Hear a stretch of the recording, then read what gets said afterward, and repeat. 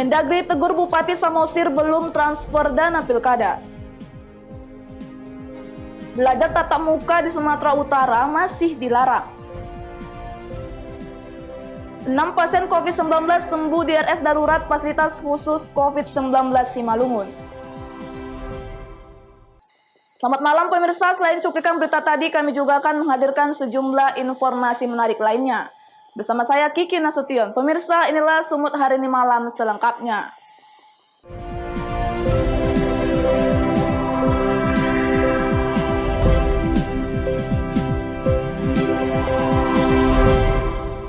Pemirsa, Menteri Dalam Negeri menegur Bupati Samosir Rapidin Simbolon karena belum mentransfer dana pilkada untuk Bawaslu Samosir. Rapidin dinilai lalai karena pelunasan dana pilkada untuk Bawaslu setempat telah melewati batas waktu.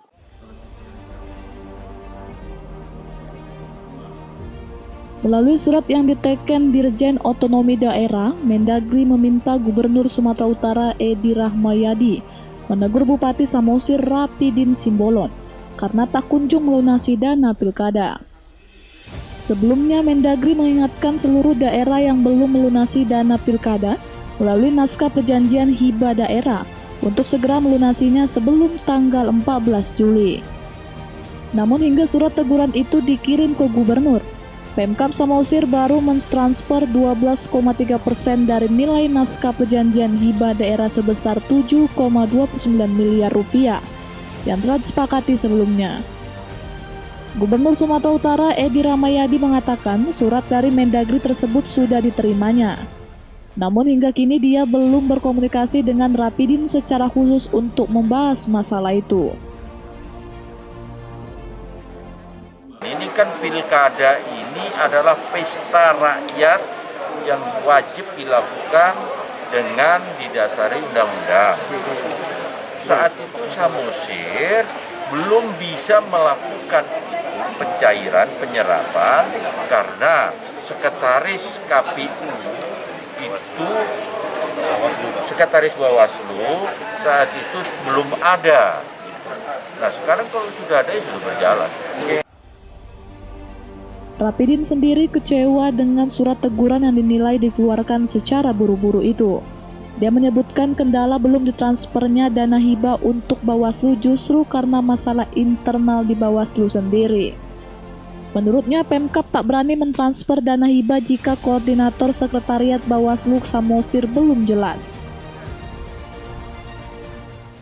Baru tadi pagi, saya perintahkan ke Sebangpol kami supaya ditindaklanjuti bila perlu jemput bola.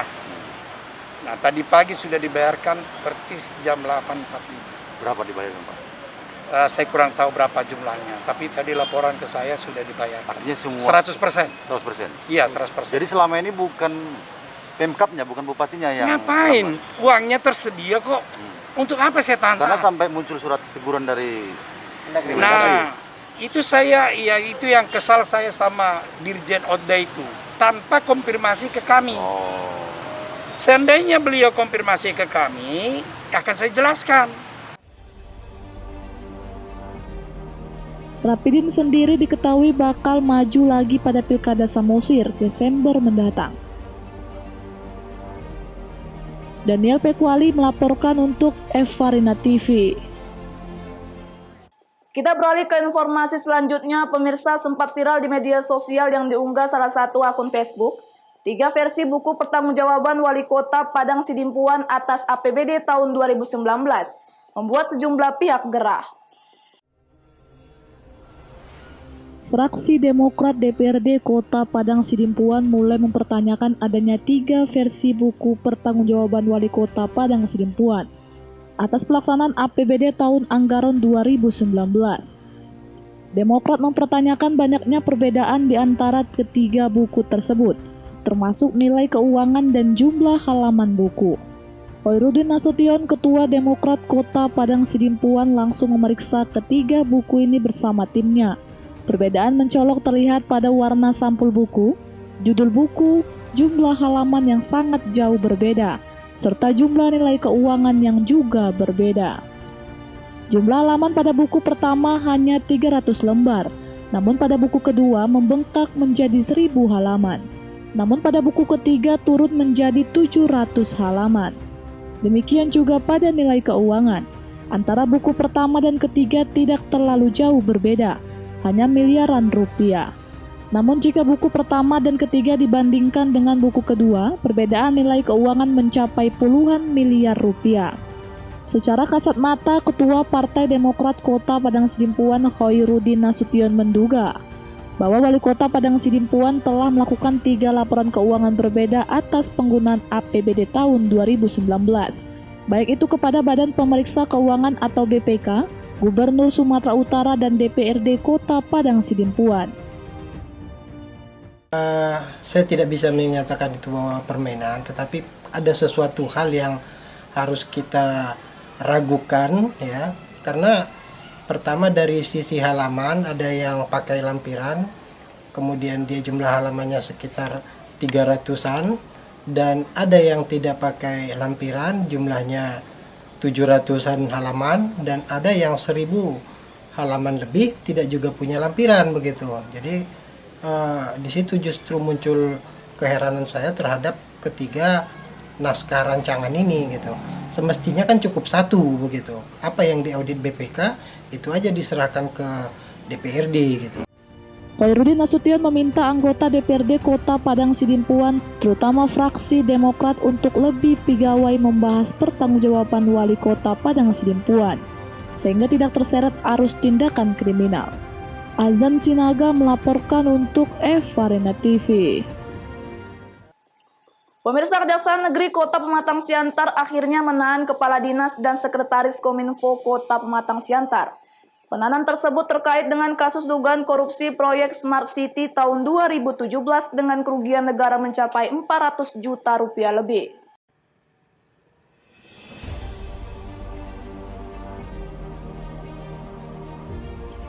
Tersangka Kadis Kominfo Posma Sitorus dan sekretarisnya Acai Sijabat akhirnya ditahan Kejaksaan Negeri Pematang Siantar. Untuk sementara Kejaksaan menahan keduanya di Polsek Siantar Marihan. Sebelum ditahan, tersangka Posma Sitorus mendatangi Kejari Kota Pematang Siantar sekitar pukul 14.00 WIB dan langsung masuk ke ruangan penyidik guna menjalani pemeriksaan lanjutan. Usai menjalani pemeriksaan, tersangka Posma Sitorus dan Acai kemudian menjalani rapid test dengan hasil non-reaktif. Kepala Kejaksaan Negeri Kota Pematang Siantar, Herus Batubara, mengatakan, kasus ini sendiri mulai ditangani oleh Kejari Pematang Siantar sejak tahun 2017 dan kemudian menetapkan Posma Sitorus dan Acai Sijabat sebagai tersangka sejak tahun 2019 silam. Kejari menetapkan keduanya sebagai tersangka atas kasus Smart City yang merugikan negara sebesar 450 juta rupiah lebih. Kerugian negara tersebut diketahui setelah Badan Pemeriksaan Keuangan Provinsi BPKP Sumatera Utara melakukan audit.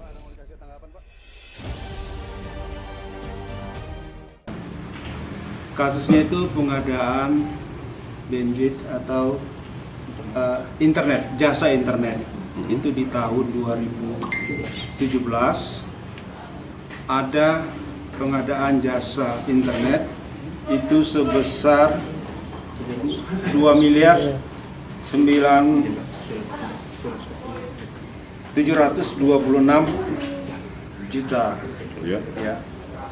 Dari 726 juta ini ada kerugian negara sebesar 450 juta 471.429. Itu berdasarkan hasil perhitungan BPKP.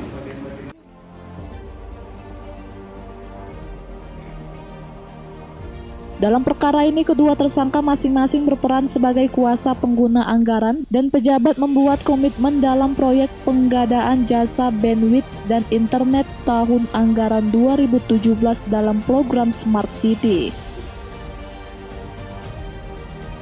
John Barita melaporkan untuk Evarina TV.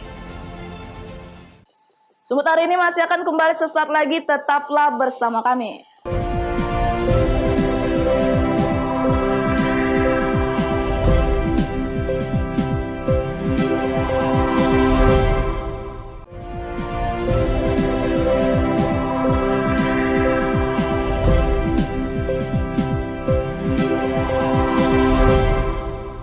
Terima kasih masih bersama kami. Pemirsa, kasus penularan COVID-19 di Sumatera Utara masih dalam kategori tinggi karena sebagian besar wilayah masih zona merah.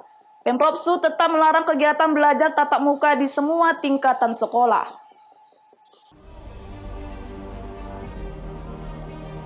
Melalui surat edaran nomor 218 GT COVID-19 7/2020 tanggal 16 Juli 2020.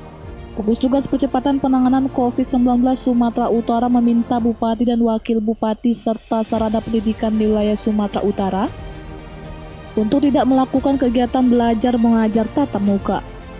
Juru bicara Gugus Tugas Percepatan Penanganan COVID-19 Sumatera Utara Dr. Wiko, banyak yang harus disiapkan untuk membuka kegiatan belajar mengajar di sekolah saat pandemi COVID-19 untuk saat ini. Dan belum waktunya kegiatan belajar mengajar di sekolah dilaksanakan.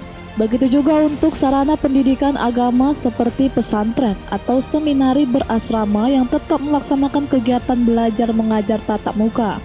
Wajib menerapkan protokol kesehatan sebab pencegahan COVID-19 harus dilakukan baik di sarana pendidikan maupun asrama. Ditambah sebagian besar wilayah di Sumatera Utara masih berada di zona merah kasus penyebaran COVID-19.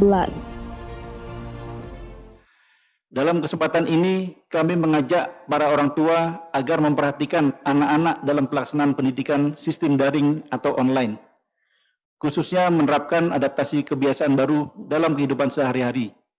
Sebaiknya juga para orang tua mengawasi anak-anak agar tidak banyak bermain di luar rumah, agar tidak tertular COVID-19. Di lain pihak, sarana pendidikan agama seperti pesantren berasrama yang melaksanakan kegiatan belajar mengajar, sangat kami tekankan di sini untuk menerapkan protokol kesehatan pencegahan COVID-19 di sarana pendidikan maupun asramanya. Pihak gugus tugas juga menyampaikan rasa terima kasih kepada masyarakat dan instansi serta pelaku usaha yang dengan disiplin dan konsisten menerapkan protokol kesehatan, di mana perekonomian akan pulih bila penyebaran COVID-19 terhenti. Wahyu Pratama melaporkan untuk Evarina TV. Pemirsa, 6 orang anggota DPRD Provinsi Sumatera Utara asal Dapil 8 Kepulauan Nias akan membawa dalam pembahasan di tingkat provinsi terkait harga karet yang bertahun-tahun anjlok. Karena anjloknya harga karet dikhawatirkan mendongkrak angka kemiskinan di Kepulauan Nias. Keluhan harga karet yang anjlok dimunculkan oleh salah satu di antara 6 orang anggota DPRD Provinsi Sumatera Utara asal Dapil 8 Kepulauan Nias di saat melakukan kunjungan kerja bersama Ketua DPRD Sumatera Utara di Aula Pendopo Bupati Kabupaten Nias Utara. Saat ini harga karet di Kepulauan Nias paling tinggi Rp4.000 per kilogram, dikhawatirkan akan semakin mendongkrak angka kemiskinan di Pulau Nias. Bertahun-tahun harga karet anjlok tidak sebanding terhadap pengeluaran masyarakat sehari-hari, sehingga menjadi keluhan masyarakat khususnya petani karet. Meski demikian, Ketua DPRD Provinsi Sumatera Utara Baskami Ginting bersama 6 orang anggota DPRD Provinsi Sumatera Utara asal Kepulauan Nias tetap berupaya dan juga akan membawa keluhan petani karet di Nias Utara untuk dibahas di tingkat provinsi. Kita nanti minta ke semua kawan-kawan semua yang anggota Dewan Dapil sini membawakan semua aspirasi Nias ke Banggar. Nah, jadi kita di Banggar kita bicarakan. Nah, jadi yang mana yang paling emergensi, yang sangat penting kita utamakan untuk kita berikan. Iya, khusus dalam hal perekonomian tadi Pak, itu anjloknya harga karet, seperti apa komitmen terkait secara lembaga nanti bisa mengawal supaya meningkat harga karet ini? Itu sudah kita bicarakan di Komisi B. Nah, tadi kan diterangkan oleh kawan kita lagi undang untuk supaya ini seragamkan semua harga karet ini jangan anjlok kali. Permasalahannya seperti apa? Sekarang lagi kita bicarakan sama mereka, karena ini kan COVID ini, kita tidak bisa ekspor. Semua tertahan semua di sini. Jadi yang beli pun nggak ada. Nah, jadi mau kita nanti supaya diseragamkan semua, supaya nanti bisa harga ditingkatkan kembali lah. Supaya masyarakat sekarang mengeluh semua masalah ini. Seluruh Sumatera Utara mengeluh sama masyarakat soal harga karet ini. Hugo Manozega melaporkan untuk Evarina TV. Pemirsa, seorang pengemudi yang sedang memarkirkan truknya di Jalan Lintas Sumatera di Batubara tewas ditabrak truknya sendiri. Pasalnya truk yang korban kemudikan diseruduk oleh truk lain dari belakang. Saat itu korban berhenti karena ingin buang air kecil di pinggir jalan. Sebanyak 2 unit mobil derek diturunkan untuk membantu evakuasi jenazah korban kecelakaan di jalan lintas Sumatera. Desa Perjuangan Batubara, Sumatera Utara, evakuasi korban pun berjalan dramatis. Pasalnya korban terjepit sulit untuk dikeluarkan dari bawah kolong truk tersebut. Menurut Kepala Pos Lantas C Bejanggar Aibtu Jago Tarigan, kecelakaan bermula saat truk bernomor polisi B9530 UEU melaju dari arah Medan menuju Pekanbaru. Setibanya di tempat kejadian, pengemudi diduga mengantuk dan menabrak truk bernomor polisi BK8932KD yang sedang parkir di pinggir jalan sebelah kiri. Sehingga pengemudi truk M. Fadli warga Langkat, Sumatera Utara yang sedang buang air kecil ini diseruduk truk miliknya yang diparkirkan. Pengemudi yang terseret masuk ke dalam kolong truk tersebut tewas seketika. Akibat kecelakaan tersebut, pengemudi truk yang tewas di lokasi kejadian langsung dibawa ke rumah sakit terdekat. Antara satu mobil truk kontra mobil truk, yang mana ada mobil berhenti dan pengemudinya turun buang air kecil di sebelah kiri depan mobilnya. Tiba-tiba datang satu mobil tronton dari belakang, kemungkinan pengemudinya mengantuk. Makanya seketika menabrak belakang mobil yang berhenti tadi, sehingga pengemudi mobil yang tadi terseret oleh mobilnya sendiri dan masuk dalam kolong dan meninggal dunia.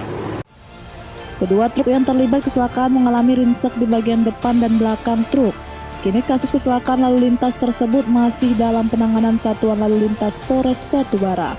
Taufik melaporkan untuk Evarina TV. Sumut hari ini masih akan kembali sesaat lagi, tetaplah bersama kami.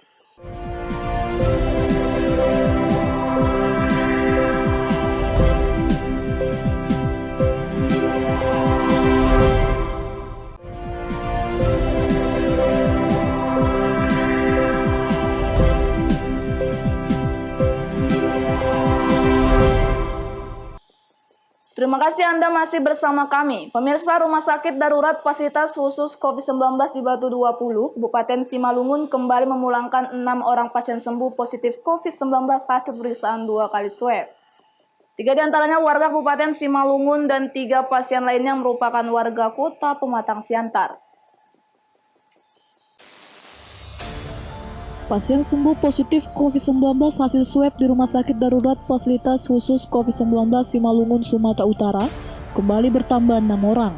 3 pasien merupakan warga Kabupaten Simalungun dan 3 lainnya merupakan warga Kota Pematang Siantar. 6 orang pasien tersebut dipulangkan setelah menjalani pemeriksaan tes swab 2 kali dengan hasil negatif dengan masa perawatan kurang lebih selama 16 hari. Di Rumah Sakit Darurat Fasilitas Khusus COVID-19 di Batu 20. Proses pemulangan pasien diberangkatkan oleh pelaksana tugas Direktur Rumah Sakit Jan Mauresdo Purba dan Wakil Direktur Rumah Sakit Alpian Dendri Saragi bersama petugas medis pada Kamis sore 23 Juli 2020. Pemulangan pasien ditandai dengan pemberian surat sembuh, bingkisan, dan penyematan hiau. Baik, kita pada hari ini juga mengembalikan 6 orang pasien yang COVID positif dan sesudah uji swab 2 kali berturut-turut negatif. Asal dari pasien kita pada hari ini yang sembuh itu ada 3 dari Siantar, yaitu dari warga Rindam yang mungkin suaminya pekerja di Rindam. 3 lagi adalah warga Simalungun. 1 dari Huta 3 Bukit Sopa, ya, Naga Sopa dari Bandaruluan. 2 lagi dari Kecamatan Siantar. Rata-rata mereka sekali ini antara 14 sampai 16 hari Ramadan. Dengan adanya penambahan ini, maka total jumlah pasien sembuh COVID-19 di Kabupaten Simalungun pada Kamis tanggal 23 Juli 2020 berjumlah 67 orang. Saat ini jumlah pasien COVID-19 yang masih menjalani perawatan di Rumah Sakit Darurat Fasilitas Khusus COVID-19 berjumlah 30 orang. Dosis Marmata melaporkan untuk Evarina TV. Pemirsa, bertepatan pada Hari Anak Nasional 2020, sejumlah anak Indonesia termasuk anak difabel menyampaikan harapan mereka yang dilakukan secara virtual dari gedung BNPB Jakarta. Anak-anak berharap hak-hak mereka juga terpenuhi dengan tidak lagi memiliki rasa takut terhadap perundungan maupun kekerasan.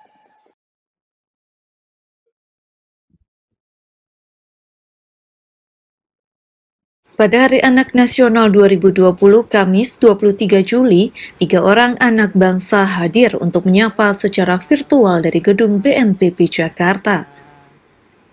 Berdasarkan data dari sejumlah lembaga seperti Survei Sosial Ekonomi Nasional, UNICEF, dan Kemen PPPA, ketiga anak usia sekolah ini bergantian menyampaikan keluh kesah dan harapan mereka.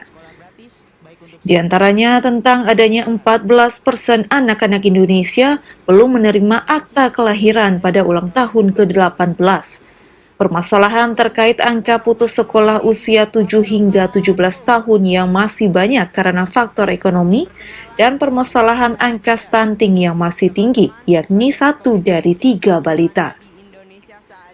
Anak Indonesia bernama Sepia mengungkapkan kesulitannya dalam belajar secara daring dan menyuarakan masih tingginya kasus perundungan anak serta pernikahan usia dini di bawah usia 18 tahun. Saya harap agar semua orang akan semakin terlibat dalam usaha perlindungan anak dari kekerasan dan perundungan. 41% pelajar berusia 5 tahun pernah mengalami perundungan setidaknya beberapa kali dalam 1 bulan.